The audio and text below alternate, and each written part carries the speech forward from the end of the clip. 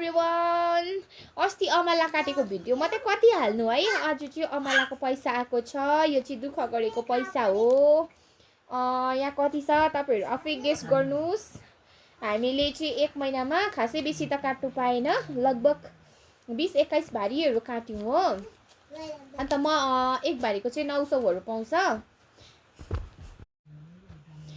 अनि त्यहाँदेखि चाहिँ यसपालि हामीसँगै अमला काट्ने ग्रुपमा हुनुहुन्थ्यो जो चाहिँ बाउ छोराले काट्नु भएको। उहाँहरूले चाहिँ एक महिनामा 90,000 समथिङको काट्नु भएछ हो। उहाँहरूले चाहिँ दिनमा एक भारी त होइन 2-3 भारीहरू निकाल्नुहुन्थ्यो नि त।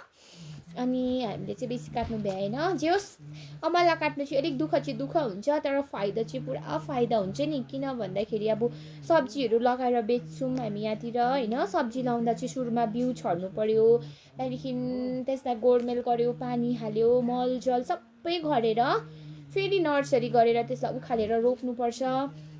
अनि त्यहाँदेखि चाहिँ त्यसलाई फेरि यति बेसी पानीहरू मलहरू स्याहार्नुपर्छ। त्यसलाई हुर्किन्जेलसम्म कति महिना पर्खिनुपर्छ होइन।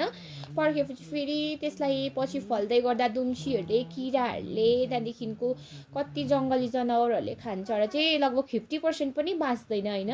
त्यो 50%लाई बेच्दाखेरि दिउँसोभरि रुकेर बेच्नुपर्छ। त्यसपछि कति पनि अब जस्तै दिनमा चाहिँ बेसीमा 4-5 हजारहरू कमिन्छ।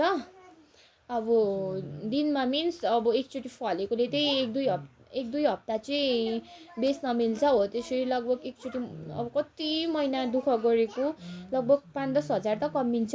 तर यो अमलाई चाहिँ दिनमा एक भारी निकाल्नु सक्यो भने एक महिनामा 30 भारी हुन्छ हो। 30 भारीको पनि त्यही 28-29 हजारहरू हुन्छ, 27-28 हजार। मान्छेले चाहिँ 2 भारी पनि निकाल्छ।